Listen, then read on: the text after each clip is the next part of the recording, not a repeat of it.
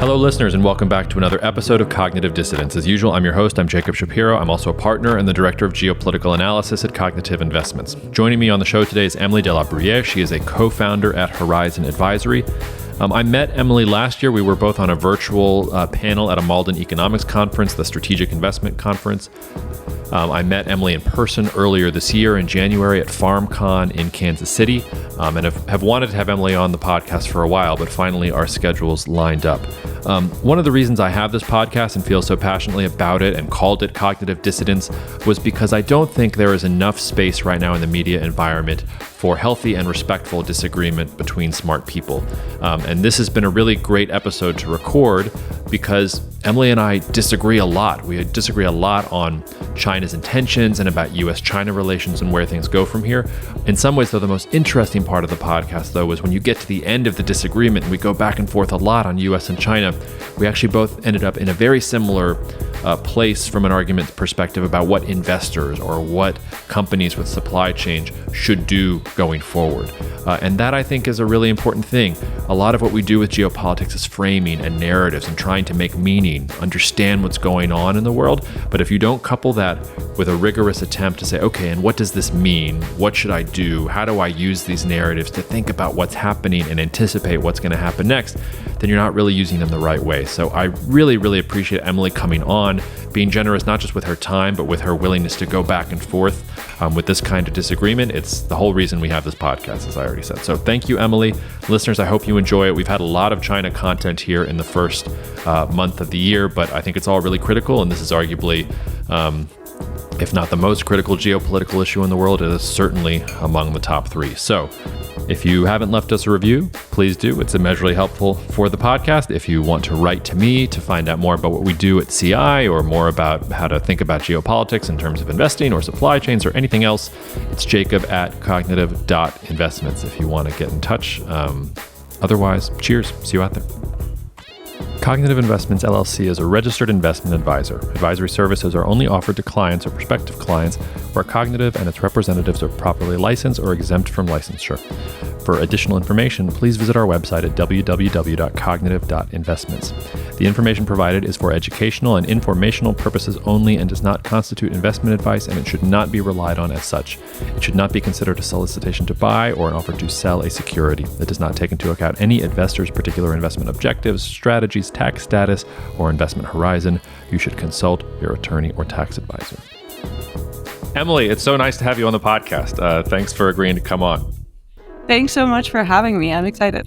It's been a fairly China-focused month on the podcast. We started the month with John Minnick, who's an old college buddy of mine who's getting his PhD really in China tech policy and U.S. policy on that score, and he went deep into semiconductors and things like that. We had David Firestein on a couple weeks ago. He's the head of the George H.W. Bush Foundation for U.S. China Affairs. Comes from, sort of State Department diplomatic background. It was a very diplomatic heavy podcast. Some listeners loved that, by the way, and some couldn't stand it, wanted to light themselves on fire with all. But he's a fairly I would call him fairly open guy from the diplomatic community. So if you were annoyed by his ability to see all sides, you should talk to a real diplomat. But Emily, I think you're a little bit more hawkish. You were I've seen you and participated in panels with you and things like that. And I don't think I quite realized until I was reading through some of your work to prep for the podcast that you're a little bit more hawkish than I am, and that most of the guests on this podcast are. So for that reason, I'm also really interested to talk to you. And that's why I'm going to lob up a really sort of softball, meaty question that you can take anywhere you want to go for the first, which is, where do you see U.S.-China relations 5 years from now? Well, first of all, I didn't realize I was hiding my true colors so well. So either kudos to me or a mistake on my end. I think that there's a fundamental contradiction between the U.S. and China, what it wants for the world, how it's positioning its ambitions. And I think that means that we are going to continue to see the escalation of tensions, of friction, whatever other word we want to use for it, over the next 5 years. Mm-hmm. And that the rate of escalation is only going to increase as well. And I mean, generally, I think what that is just projecting backwards 5 years and assuming that the same trends are going to hold. Mm-hmm. But I don't see the fundamental contradiction that's defined escalating tensions is going away anytime soon. I think I'd agree with that. But so where do you think that goes though? So is this like, this can last for 15 years and both sides just sort of, issue harsh statements and shoot down each other's balloons? Does this go to kinetic conflict in 5 years? Like, are you worried about that being something that comes up?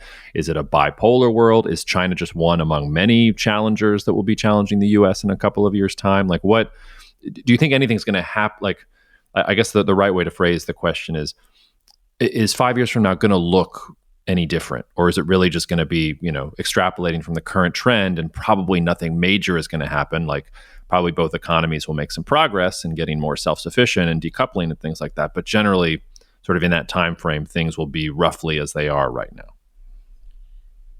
I think it's easier to start an answer to that with certain ground rules or like what's not the case. Mm-hmm. China does not want kinetic war. And I think that makes kinetic war relatively unlikely because it seems that the U.S. doesn't want that either. And that Beijing will do everything it can to keep things right below that threshold. I don't think China is one of many challengers. Yes, there's an increasingly fractured global environment, new emerging economies, more and more chaos, but China is unlike every other global challenger in that it is a near peer or a peer competitor. Mm-hmm.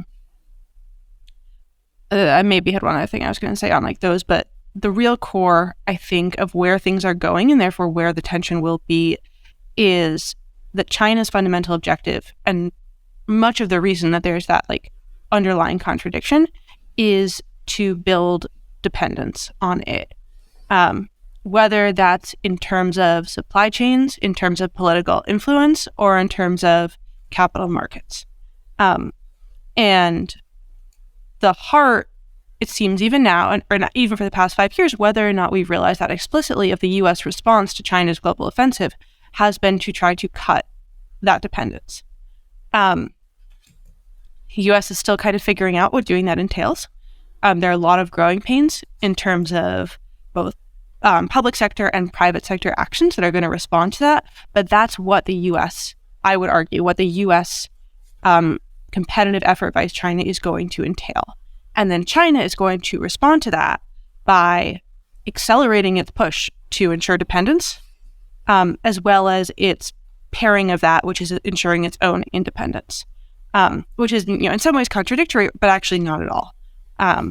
So China working increasingly through more indirect means to insert itself into U.S. and global systems while bolstering its own isolation from those. One wild card, I think it's important to stress in this, is the role of Europe. Generally, allies and partners, big question throughout, but I think Europe in particular, and the EU as a bloc, and where they put themselves. And for example, do U.S. efforts to build independence from China end up alienating the EU, as seems to be the case with the IRA, because the EU sees that as like anti-Europe? Does that drive a wedge between the two? Does China succeed in driving a wedge between the EU and Europe, or the EU and the US, or is there more of an alignment, like what we saw or have seen with the Russia invasion? Yeah, okay. There's a lot to unpack there. Can I add one more thing to this? Oh yeah, please. What Yes, I'm please. doing is I'm just throwing all these different pieces, and then you could make this any kind of comprehensive picture. That would be great. Oh, great. That's what I'm doing. I'm writing notes now, so give me more. I said no kinetic war, but China's use of spoilers is also really important here. And that's where we do see kinetic conflict. And Russia is already underway as an example of this. Beijing is adept at using other players to insert much more direct chaos to spoil in the global system, including in kinetic warfare. And I don't think Russia and Ukraine is going to be an anomalous case of that. Okay. I want to come back to U.S. dependence and the EU and to that thing about spoilers. But I think before we move there, sort of the last sort of larger macro conceptual question is, you talked about U.S. dependence on China. And I think the main place that hawks and doves is not a really good way to delineate this, but I don't have a better one on the top of my brain right now, which is that, I feel like if you are hawkish on China, you think that they're going to use that dependence in order to supplant the United States as a global hegemon, that you think China has real ambitions to be the top dog in the world, that it wants to be the center not just of its own sphere of influence or its own sovereign space, but of the entire world. and wants all sort of roads to lead directly to Beijing.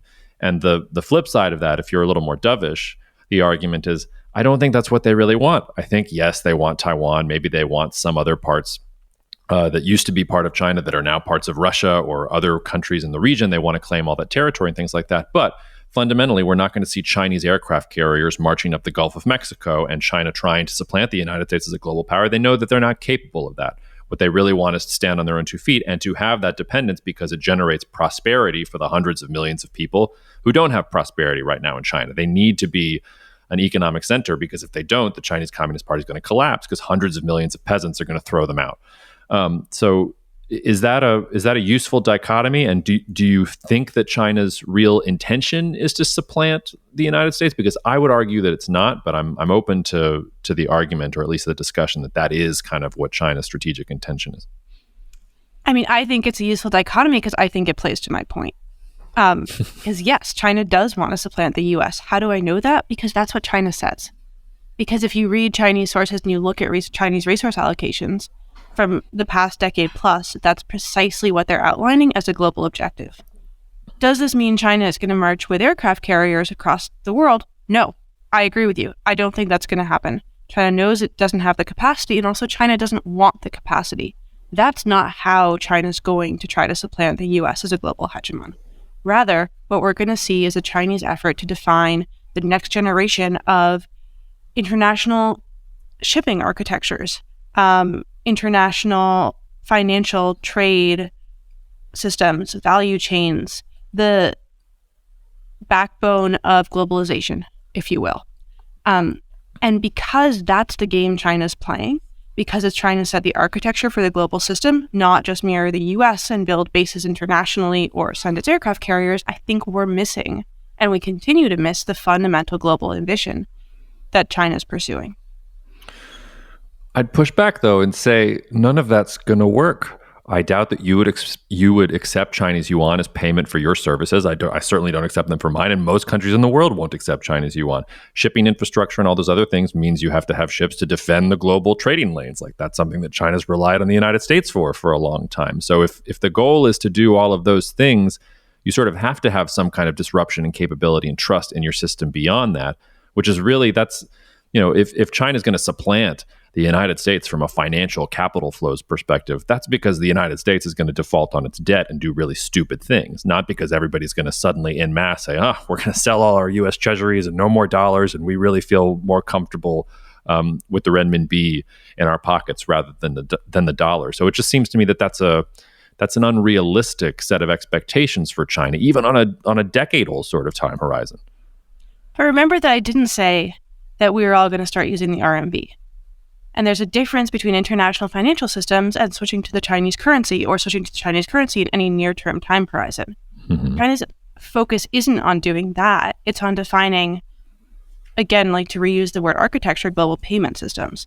So what about Alipay and Alipay's proliferation internationally? What if we think about the international payment system more as like the pipes and tubes of it and of what's happening in a new digital era, rather than the actual units going through?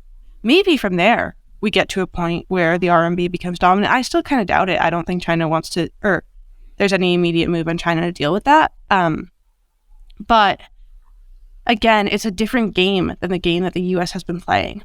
And even in shipping, I think you can make a similar argument, right? So China's effort is about building the information system for global shipping, for global logistics, for global commerce, defining the information tools or hubs or platforms that ships depend on, and shippers depend on, and insurers depend on as they're going out internationally.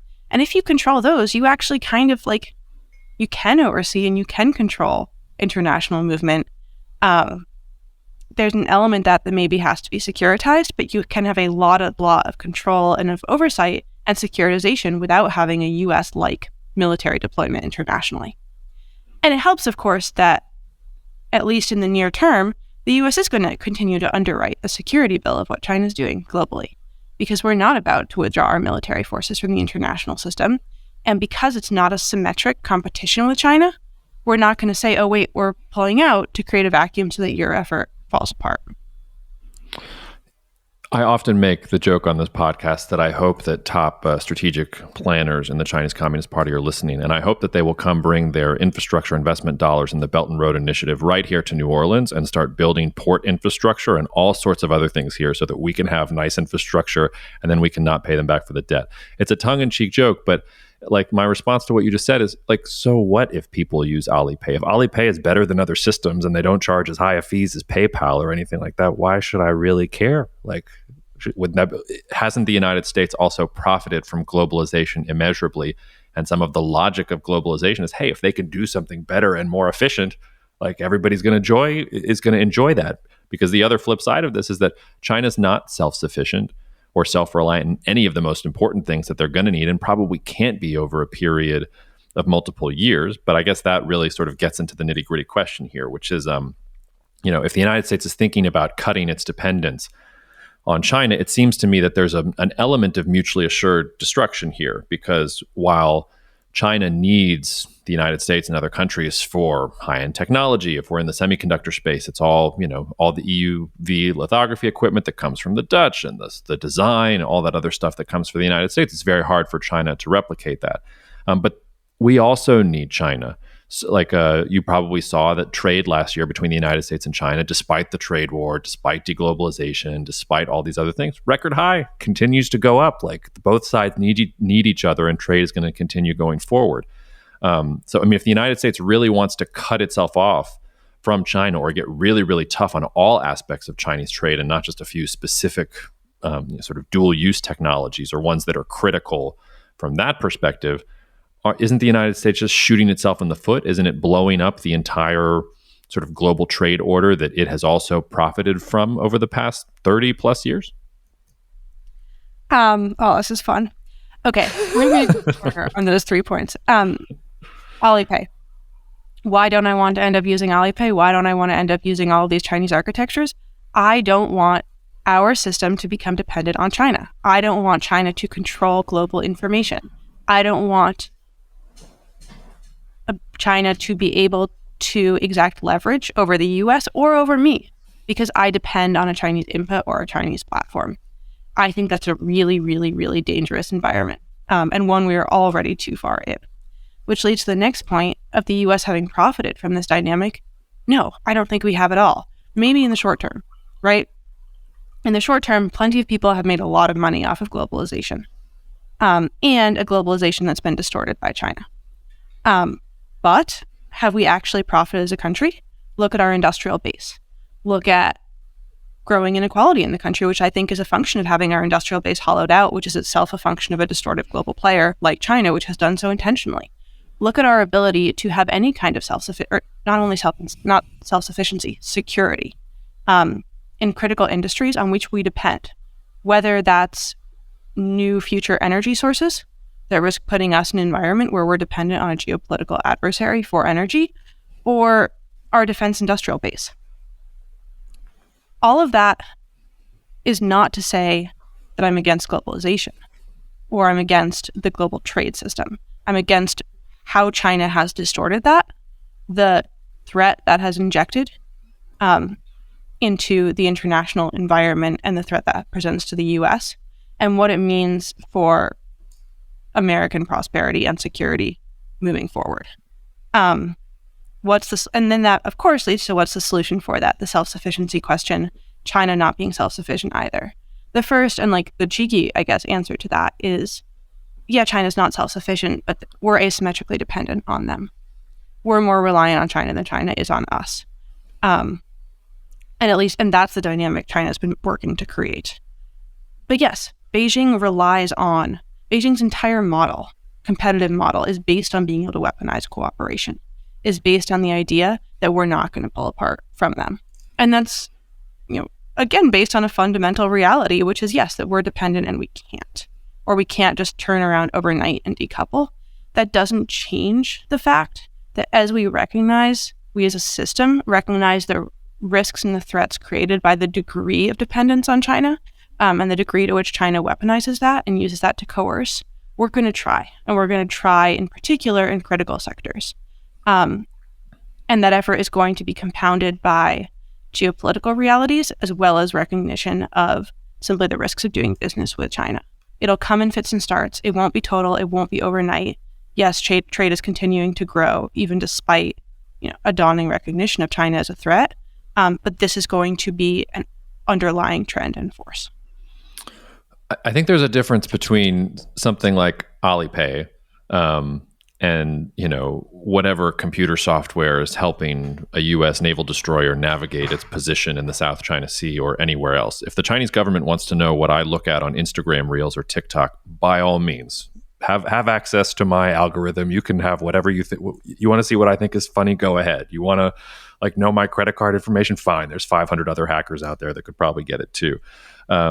But I think you're right that there are critical systems where we are dependent on China, where the United States really needs to think through that a little bit more seriously. But I wanted to focus in on what you said, that the United States is more reliant on China than China is on the United States. And I'm not sure I see that. So tell me, can you give me a tangible example of how the United States is more reliant on China than China is on the United States?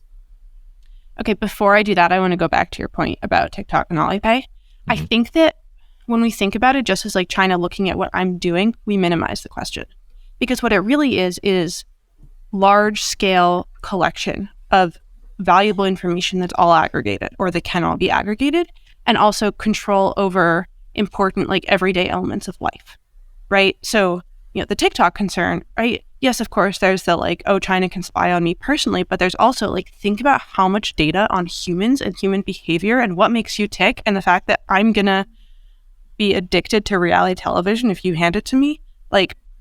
All of that is incredibly valuable for being able to understand and to control populations. And it's not just the, are you spying on me? It's the, what kind of power are you developing with that resource?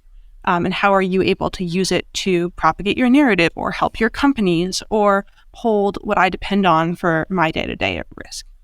And I think that absolutely has to be in the conversation, especially if we're in an environment where we're competing for, and China says this is what we're doing, but we're competing not only for the aircraft carriers and the military forces, but for the day-to-day, for economic and for social domains. Wouldn't you say they're doing a fairly shitty job of that, though? China has basically no friends in the world. Everybody is suspicious of them. The United States calls up all of its buddies, and they're all signing up to semiconductor restrictions and this, that, or the other thing. People still look at the United States as a center of all these things, despite all the things that are happening in the United States. All of this data that the Chinese are gathering is not helping them be any more convincing or control hearts and minds. If anything, it's doing the opposite. It's scaring the crap out of people and making them turn against China. Everyone is suspicious of China, but how much are they actually turning away from China? The U.S. is having to use so much political pressure to get its allies to sign it up on semiconductor restrictions. Most of them come with multi-year waivers. Europe is really resistant to it, and Europe is probably the U.S.'s closest ally. There's been a big narrative shift, absolutely, but how much of that has actually been backed by concrete action? Look again at trade. Trade's increasing, right? Despite all of the efforts. And that's especially true when you look at private sector players. And I think this is also where China's timing is relevant here too, right? We're becoming suspicious of China as a global system because China's getting more aggressive. Why did China calculate now is the time to get more aggressive? Because it recognizes how high the costs are now of becoming suspicious about China, of turning away from it. It's the whole hiding and biting Chinese narrative coming into play, right? That they played nice for long enough until the point where Beijing saw that its leverage was at X point where it could start being more assertive about its global presence. And the calculus, and this might be wrong, right? I don't want to paint China as 10 feet tall because I hope they're not. But the calculus is that you can be assertive at the point where you have enough control to be. That's also, though, I'll engage absolutely on that question, different point than the TikTok point. Yes. Well, say more. What do you mean it's a different point? Because, if you're right there, then the calculus is wrong. That means that they flipped the switch on leverage too early because they don't control all these other things. And it gets to the question about how is the United States more reliant on China than vice versa? Yes, the United States is reliant on China for a bunch of different things. But if we want to start reshoring the manufacturing of furniture and umbrellas and all these other things that China has 95% market share in the world, we can do that. They can't hope to create advanced semiconductors in the next 5 years, 10 years, even if you're super ambitious, there are so many things that China hasn't achieved sort of self-reliance on. And so, yes, it's difficult for the United States. And yes, maybe we're dependent on them for a bunch of different things. Rare earths is another one. But rare earths is not, there's nothing that says the United States can't be a rare earth power. We used to mine and refine rare earths. We can again if we want to. It's just that China was willing to do it in really cheap ways because they didn't care about polluting their environment. So everybody let the Chinese do it for cheap. So if we need to go back to it, we can. Whereas the flip side with China is they can't. They have limited amounts of land. They can't grow more food. They cannot just steal the most advanced portions of these like parts of the tech economy that are going to, undergird the fourth industrial revolution and things like that. Like they're behind the eight ball. Just look at the COVID-19 vaccines. They don't even have a COVID-19 vaccine that works. Whereas in the United States, not only do we have multiple different COVID-19 vaccines, but we're doing vaccines for African swine fever, and we're doing all the sort of interesting biotech and mRNA technology. All of this beyond China's capabilities, despite their best efforts, despite all these things that they've been able to do. I like that line that China can't just steal the crown jewel technology of the global system, because that's precisely what China's been doing for a decade plus. And yes, there's more awareness of this now, and yes, there are more restrictions, but China's calculus is that it can continue to do that. And it can continue to do that for two fundamental big picture reasonings of positioning, which are why I say we're more dependent on China than they are on us. And the first and maybe the most important is China's dominance of the upstream of value chains. There's a fundamental Chinese calculus, which is that there is more advantage and strategic leverage to gain from controlling upstream inputs than anything downstream, because everything downstream depends on those upstream inputs. Are semiconductor companies really going to follow suit with export restrictions?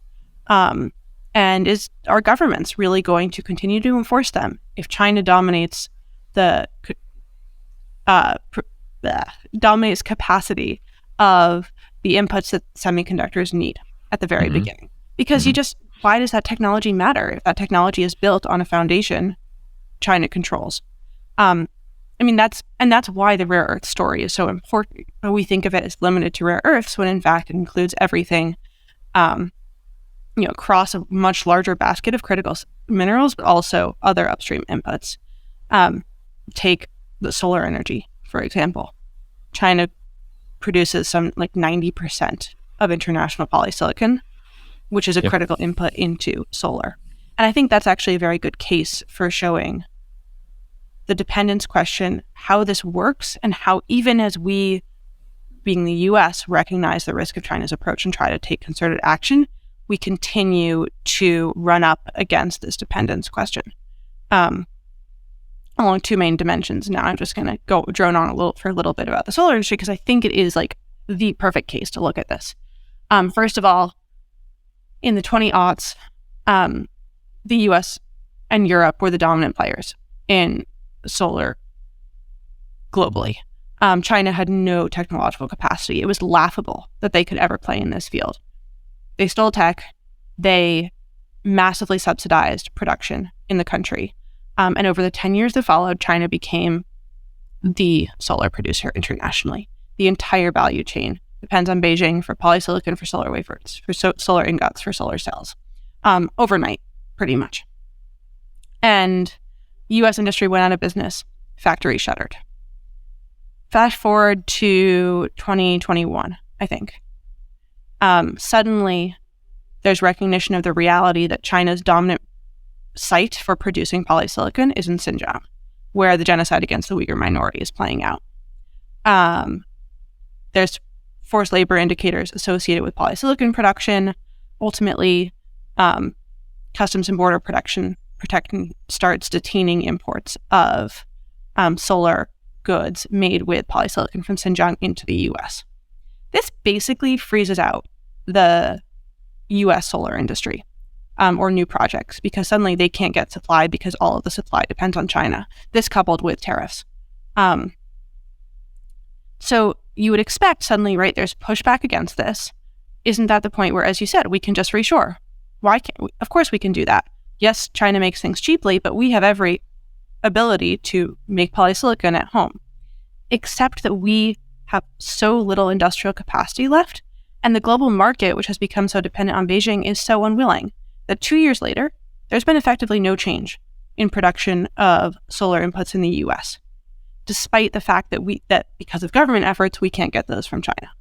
And I think that goes to the point of quite how difficult it is to reshore in a way that's not well understood if China is continuing to distort markets and if there's not the resolve from the private sector, which is the dynamic we're in right now. And why the point of we could just make rare earths here risks like missing the inertia and the resistance to that. Also, it goes to the point of how the upstream dependence plays into the picture and how difficult that makes things. One other beat, and then I want to go argue against myself really quick. But one other beat on why the dependence is so important and strong on China is that they also have markets. So it's kind of like this two-sided, right? Like, again, let's go back to semiconductors. They depend on Chinese upstream inputs, but also every semiconductor company is selling back into the Chinese market because that's where things are with semiconductors are produced. That's a crazy dependence too. And so that, like, it's a push and pull, or it's a two-sided thing, or both of those. Like, that's why I think the dependence is so strong, and we risk being an environment where for all our advanced technology, that doesn't actually add up to greater independence. We can't actually use that the way we want to. Now, or actually, go ahead. Well, so I'll just, your point, there's 2 points there that I agree with. Your point about industrial capacity is dead on. And Rob and I talked about this on a podcast last week. U.S. industrial capacity has been hollowed out. And if the United States is going to prepare for this more competitive geopolitical landscape that it's in, it's going to have to build up industrial capacity in a lot of different ways. And that's not just about China. If you go back to the 2014 chicken tire trade war between the United States and China, which in some ways was the real beginning of the trade war, I might bookmark it there and not with Donald Trump.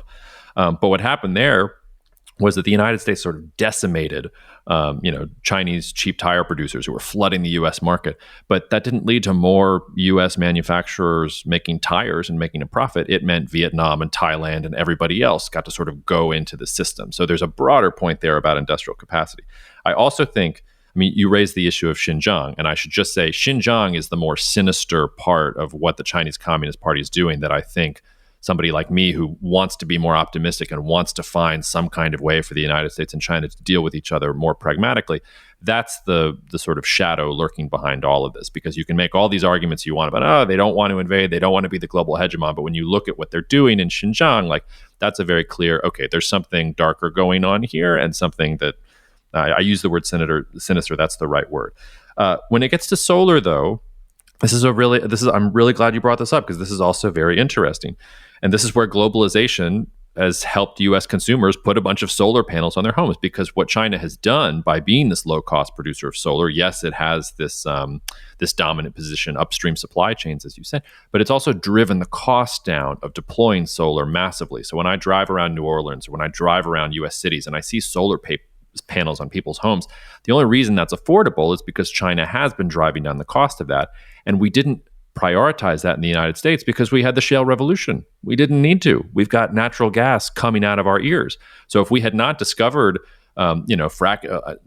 discovered is the wrong word. If we had not utilized, hydraulic fracturing and vertical drilling and all these other things to create this boom in oil and natural gas production, maybe the United States government would have prioritized subsidies and exemptions and things like that for the solar industry. But if you're sitting on all of this hydrocarbon wealth, which China would love to have, like, I'm sure China hates that, the United States, this embarrassment of riches. They have all this agricultural land and they get to have all this natural gas too.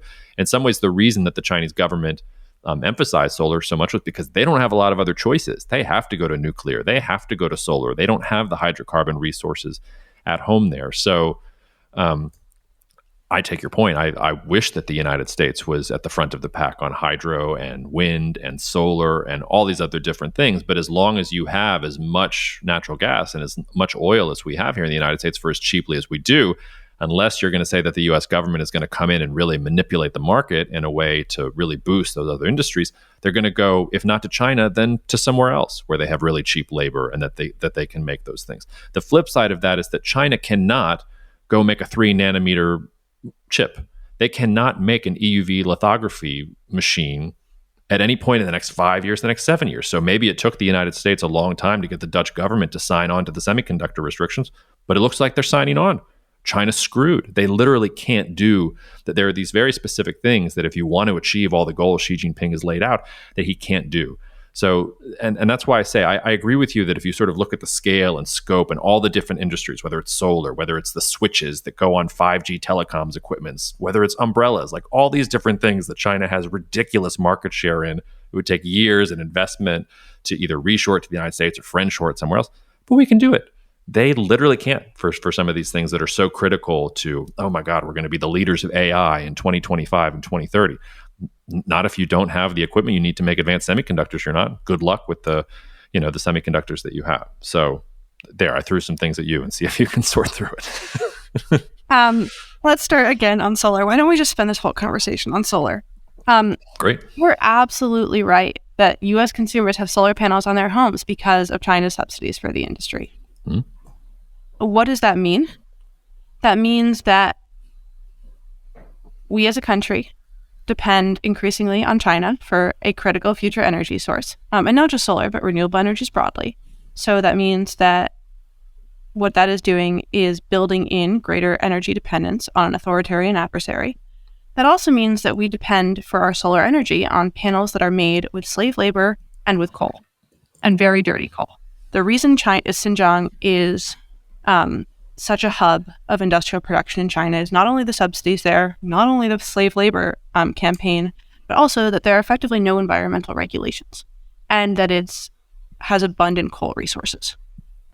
So as we try to move towards a clean energy source, because China has distorted the market, we're actually relying on energy made in an incredibly dirty way and one that's not priced in. Mm-hmm. And of course, that yes, we've gotten very, very cheap solar panels.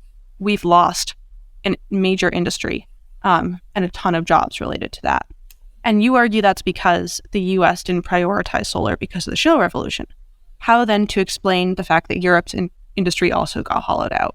Europe was also a solar leader. Europe has tried to continue to invest in production of renewable energy.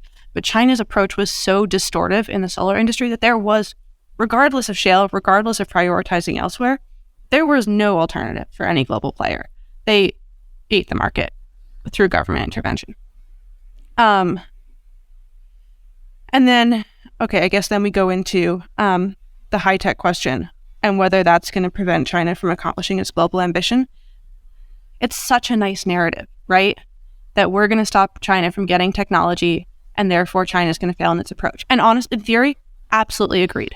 China's terrified of a high-tech blockade because China's entire approach, yes, rests on stealing technology from the international system because that's a more efficient way to go about developing advanced capabilities. I'm just remain, and I don't want to be, and that's where I'm going to say that, there's a way you can maybe have alignment between our sides, but that's the next beat. China's so good at evading or circumventing restrictions on tech export to China. And international companies, because they have so much to profit from in the short term from this, are so good at either getting waivers or at themselves evading the restrictions. And then if push comes to shove, China can always say, cool, you're not going to give us advanced technology. We're not going to give you neon or electronic grade silicon or a market to make semiconductors. Oh, wait, all of you semiconductor companies, you're shit out of luck. And that's kind of an awesome trump card. I don't think Beijing's going to have to use it because it's so good at circumventing the international system, but that's kind of an awesome trump card. That said, and this is I guess the more positive or the more aligned take, there is, this is something that we as the international system are working on, this being preventing China's access to advanced technology. At the same time, we, being the international system, are working on investing in upstream capabilities and cutting the dependencies on China. When I say that we're more dependent on China now than China is on us, that's now. That's a snapshot. It doesn't have to be tomorrow. And as we get better at preventing China from accessing international technology, defense is always a failed game in its own right. But as we get better, and as we also actually get smart about investing in the upstream and fixing where the actual dependencies are, not just the mid and downstream issues, there's a real chance to change the dependency question. But if you look at the current dynamic as it exists with restrictions on Chinese access and the degree of market and upstream dependency on China, that's where we're behind. And I think behind in a way we don't realize as a country. Yeah, I mean, if China wanted to use neon or something like that, they'd be in for a rude awakening. This is why I like industrial gas companies like Lind or Air Product Dynamics down here in Louisiana, because you can already see that some of these companies are seeing, I'm going to position myself for a world in which maybe these things don't come from China. But I think a useful way to think about what you just said and push back if you think this is wrong. And I don't think this is just semantics, but tell me if you just think this is semantics. I think it's about dependence versus leverage. And the way I would turn your argument around on you is that maybe the United States is technically more dependent on China in terms of scale of industries and the amount of manufacturing, all these other things. But in terms of leverage, I think the United States probably has more leverage over China because it has things that are not as easily replicable. And as China learned in 2010 with rare earths, leverage is most powerful before you use it. The moment that you use the leverage, your adversary says, oh, okay, they actually mean what they say with that threat. I'm going to have to develop all of this self-reliance. So in some ways, by going after high tech with China this way, you've made them less dependent on everybody else for these critical technologies that they're going to need. And you've basically convinced the Chinese Communist Party that they have to go 130% into we're going to be self-reliant in all these different ways. And I wonder if that's kind of the direction it's going in. But this is also a nice segue into the conversation about Europe, because you talked about Europe also privileging its solar sector, and their industry got hollowed out. I never miss a chance to point out European hypocrisy. So the reason that happened is because the Europeans are full of shit. And we can go through a couple different examples there. The Germans were importing natural gas from Russia and building Nord Stream 2 and doing all these other things, even though the United States and Poland and all these other countries were warning them, you can't trust Russia. France is supposed to be a nuclear power. It couldn't have nuclear power at scale when it needed it because of all of its reactors were past maintenance and they had to shut them down at the time that they needed them sort of the most. So I think that when you think about the EU's sort of solar capacity being hollowed out, I view that more as they were paying lip service to sort of ESG principles and at the same time doubling down on natural gas from Russia, burning coal in Germany instead of actually pivoting towards nuclear, which is clean and renewable. Maybe you'll get a change in Europe here going forward because the war has made things a little bit more real. But I would say that's in the context of the solar case study, that's where I would go there. But the broader point about Europe, I think, is a really, really important one. And there I'm a little less, I don't know. I don't know how much of this has to do with the Inflation Reduction Act or how much of it is Europe had a real wake-up call when the Trump administration sort of reset trade relations, not just with China, but with Europe too, and was really tough with Germany and some of these other countries in ways that those countries I don't think we're ready for. And even though Biden has spent a lot of time trying to repair the transatlantic relationship, I think most of those countries have sort of realized we can't really depend on the United States long term. What if somebody else comes in 2024 and 2028 that treats Europe the way that the Trump administration did? We sort of have to stand on our own feet.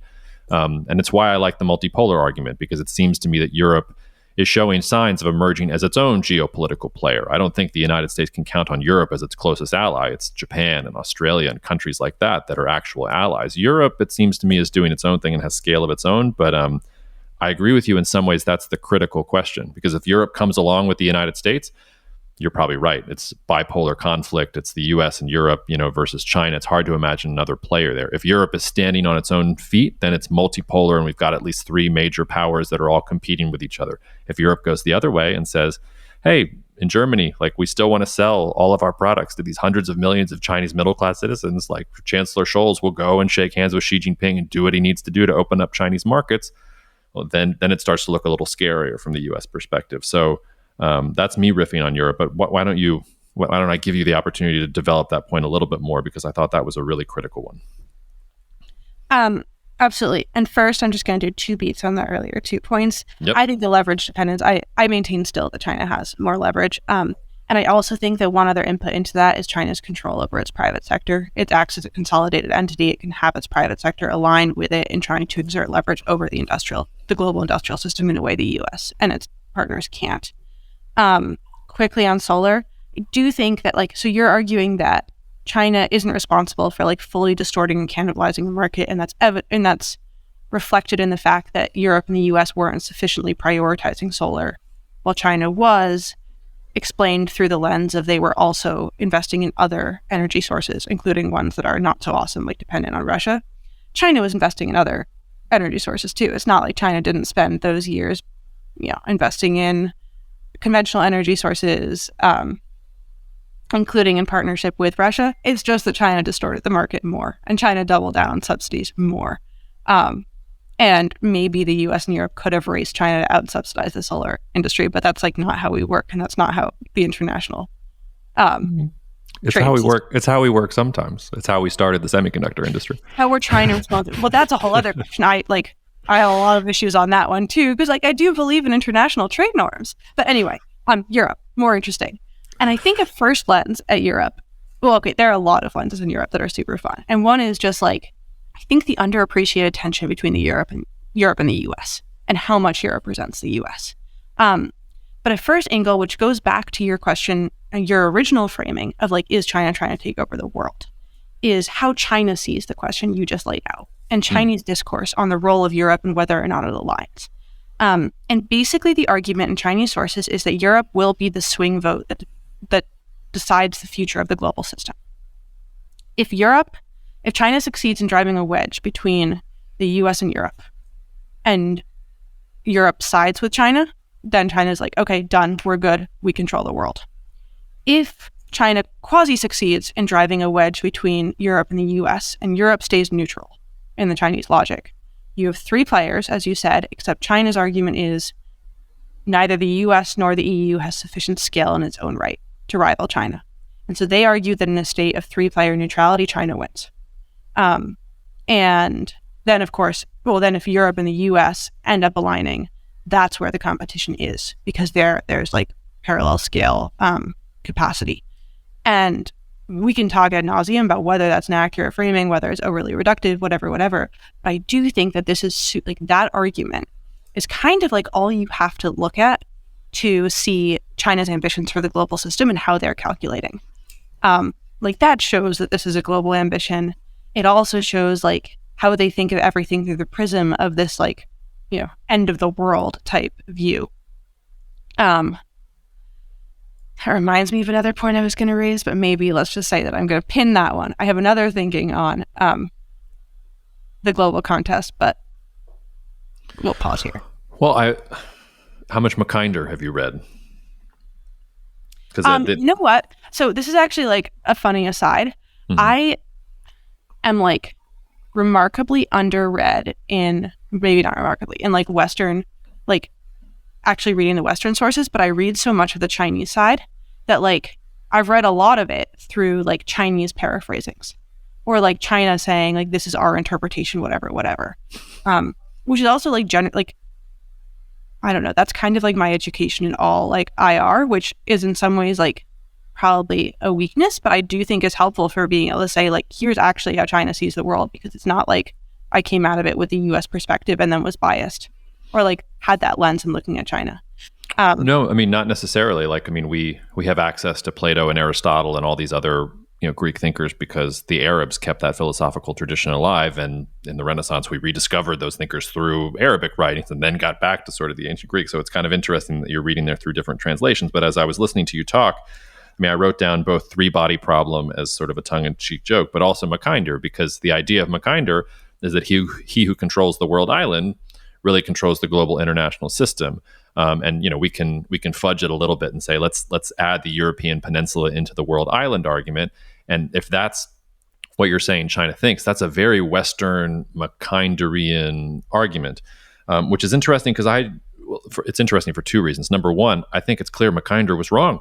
The United States never controlled the world island. The Soviet Union did, and it was really the rimland and control of the oceans that actually ended up benefiting the United States in the Cold War with the Soviet Union. That was sort of the end. But then the second point to make is it's maybe less about China in terms of global aspirations. It's more about China stuck on the Eurasian continent. So maybe they're at the far end of the Eurasian continent, but they have to worry about Eurasia in a way that the United States doesn't have to worry about Eurasia. So it makes perfect sense if you're a Chinese strategic decision maker, especially with that hulking, sclerotic version of Russia that looks like it could fall apart any minute.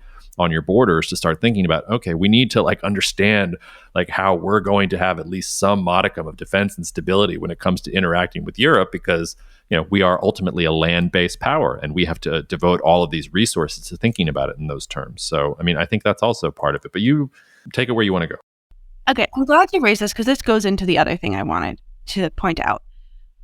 We have an impulse in the U.S., maybe in the West broadly, if I can like be that general, to think about international competition in terms of like a regional question or a geographical question. Mm-hmm. And like that's evident, for example, when you're like China just wants its own region, it wants Taiwan, maybe some other things there, but it will stop at some like geographical line. It's also evident in the interpretation of the Europe thing as like controlling a certain landmass, or worrying about coasts, and it's tied, I think, to a much more military framing of international competition. Hmm. Obviously, geography matters and regions matter, but I would argue that that China's international ambitions are less geographically defined. Europe matters not only because of where it is, but also because of, for example, industrial capacity there, or influence over global norms and standards. Because, it's a hub, it's a financial hub too, or has financial hubs, right? All of those reasons. And those are part of why Europe is determinative, not only because of where it's located or the specific landmass. And like a separate version of this, in the question of whether or not China has global ambitions, I think we can answer that, not necessarily in addition to by China's like international positioning and putting points on a map, but also look at China's supply chain ambitions. China doesn't just say in a given strategic sector, oh, I want to be the leader in Asia. China says, I want to be a leader in the world. And that, again, is like all, at least from my perspective, I have to look at to say, okay, China's ambitions are global and they are trying to supplant the U.S. As, an international hegemon. But it's through a slightly different lens. It's not about staking out physical positions necessarily internationally so much as just having global control in a globalized system, which is part of the difference here too, is that we're talking about a globalized environment and a competition over supply chains, over economics, over international engagement. Yeah, and I mean, I take your point there, and if I'll engage in devil's advocate, even with myself, I did that already a couple times. We're good. Well, the other thing is maybe it doesn't matter what China's intentions are, because I mean that's really one of the real lessons of geopolitics. Because maybe I'm totally right about their intentions, that they really don't want to be a global hegemon, that they just want to have their own, they want to be a dominant central figure, and they want to have their own economy, they want to have their sovereignty, they don't want anyone to tell them what to do. Like, even if I'm right about all that, for the first time in Chinese history, they're importing lots of energy from abroad. They're importing lots of food from abroad. They can no longer just be a center of gravity for themselves because they have to go out and get things from the world. And we've seen this movie before. That was Japan in the late 1800s, early 1900s. Japan didn't have enough of the things that it needed at home to sustain its economy, so it had to move outwards, and it had to develop an ideology and an imperial attitude that got them access to resources and labor and markets and all these other things. And your point about, China thinking from a global perspective, one of the reasons they have to think from a global perspective is because everyone in their own backyard mistrusts them. Japan mistrusts them. Taiwan obviously wants nothing to do with them. The Philippines and Vietnam and Indonesia. You go down the list, all of these countries with hundreds of millions of people are all scared of China, and some of them are actually banding together and spending a lot of money to revamp their defenses.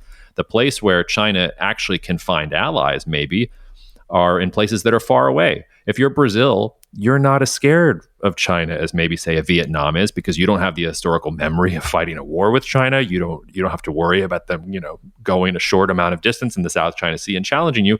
It's really far away. Your experience is that the United States is actually probably a more difficult power for you to interact with, because they've been dominating affairs in your hemisphere for a very long time.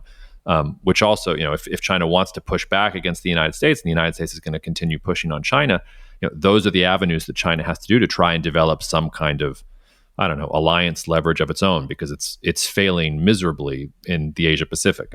They basically just have North Korea. You want to give them Pakistan as an ally too. But they basically have nobody else who's going to be on their side of these things. So if they're going to look for allies and they're going to look for friends in the world, like they're going to have to look in places that are probably going to infringe even more on U.S. interests, and then you get this sort of self-perpetuating narrative of global conflict, even if their intentions were pure.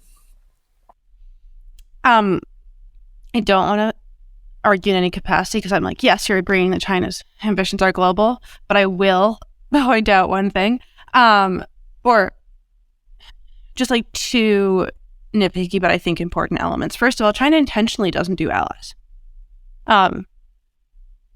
That's like part of Beijing's approach. And I just, context that informs, I think, like how we assess whether it's a weakness or not that they don't have, quote unquote, allies. And of course, they do strategic partnerships or all-weather friends, but they are playing a different game when it comes to international partnerships than is the U.S. or do U.S. equivalents. One other thing just about the region is, yes, there is so much fear and pushback about China and its region. Yes, the countries you said are revamping their defenses. But again, that's not the game China's playing. And the underlying question is, are they revamping their economic dependencies? And in some cases, the answer is yes. In many cases, the answer is no, or not in any significant way. For example, Taiwan might live under the looming threat of China, but Taiwan's economy is entirely dependent on Beijing. Mm-hmm. And I would just add that, like, that's a question, or that's like a calculus or dynamic that has to be incorporated into any assessment of China's power in the region, and the effort to move away from China in the region is how much is that effort actually applying to the economic and the industrial dynamic. Well, that's not going to change, is it? Yeah. So what are we doing? I mean, I think that like we as a country should be working more closely with like partners in the Asia Pacific, not only at like the defense, like the conventional defense questions like military security, but also at economic diversification. And in the same way, we should be working with Europe on those questions. Like, my point is just that as we assess China's power and weight internationally, it can't just be, oh, there's suspicion of China, or there's resistance to China, or there's an effort to develop like new military capacity to counter China. It also has to be, what is the economic dynamic looking like? And how much is that developing or moving away from or developing alternatives to China or not?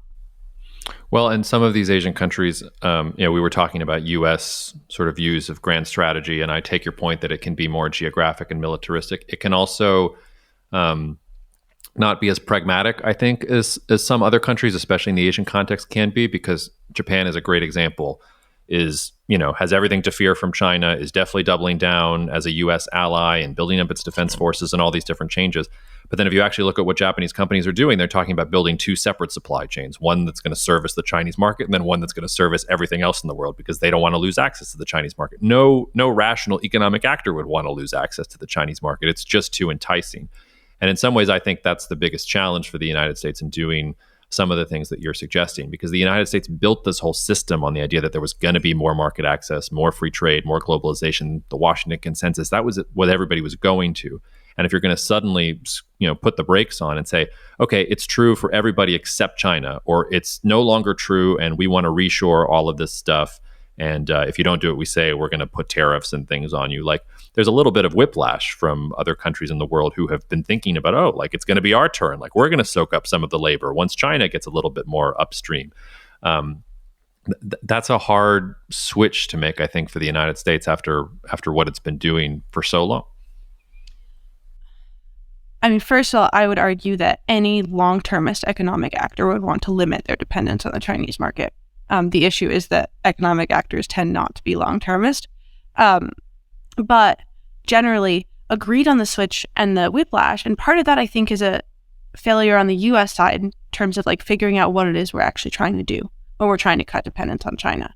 And like my very ideological framing is that the move isn't or shouldn't be about like total reshoring or like self-sufficiency. What it is a function of one player having distorted global trade rules and global norms broadly, and trying to defend the international trading and economic system from that player's distortion, which shouldn't cut out other countries, whether those are in the Asia Pacific or in South America or in Africa, from a globalized environment. It should actually make it safer for them.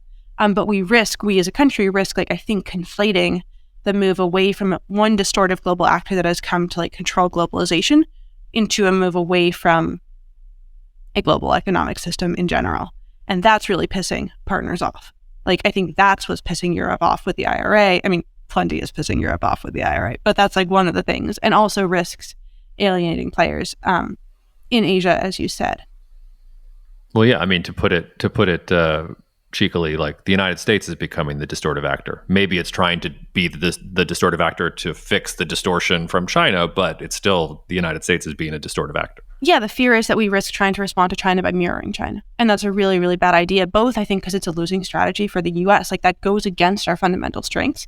And because, like, it doesn't align with our norms. Like, we as a country are oriented around free trade. Like, that's not the problem. It's when free trade gets weaponized and abused. That's a whole other question.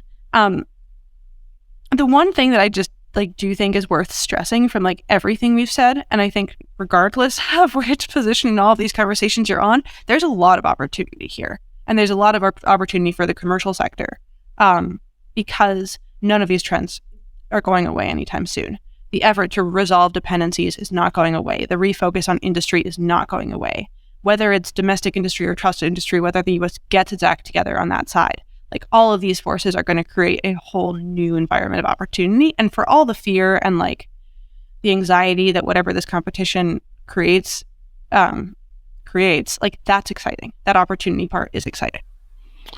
Yes, I think that's a great way to end, and I would just voice full-throated agreement with that. And it also shows you that you have two practitioners here. Like, you and I could probably shoot the shit about U.S. China grand strategy, all this stuff all day, and it would be fun. In some ways, it is fun. You're playing with ideas and trying to see, okay, does this ideology get reflected in this action? If I see these actions, maybe I was wrong. That's all really interesting. But to your point, if you're an investor, if you're a company thinking about your supply chain and things like that, I think the general narrative from most armchair geopolitical analysts has been, oh my God, the world is so volatile, it's so competitive, I have to be in the fetal position, and things are going to be really terrible over the next couple of years. These are the good years. Like, these are the years where there's a lot of opportunity out there. And in some ways, the things that you and I are talking about, like, they're interesting, it's important. You need these sort of things to frame what's actually going on, but it doesn't matter whether you or I are right. The answer is still the same. Go find opportunity. Like, supply chains are diversifying. It doesn't matter what Beijing's strategic intentions are, or if the United States is trying to distort global trade markets, like, those supply chains are still changing. And if you spend too much time either in the fetal position or in the ideological position arguing back and forth, you miss the opportunity. So we've been going for an hour, and I think we should probably say grace there. But Emily, this was fun. I hope you will agree to come back very soon. Yeah, anything you want to leave, to tell the listeners where to find you and your work if they want to learn more about you. Well, first, next time we are talking reality TV. I insist. Oh God, that means I actually have to watch MILF Manor. Jesus. Or Love is Blind. Love is Blind. There's also a new one with farmers, apparently. Did you see that one? That's exciting. I have not seen that one. Yeah, they're bringing coastal elites into the heartland, and farmers are going to take them on dates. That sounds cool. That's what we need. God, okay, this is awesome. Where to find me? I'm a co-founder at Horizon Advisory, horizonadvisory.org. I kind of exist on Twitter, but only partially. And those are probably the two best places to find me. Okay. And hopefully in the future, we can find you back here. Thanks so much for taking the time. We'll talk to you soon. Thank you for having me.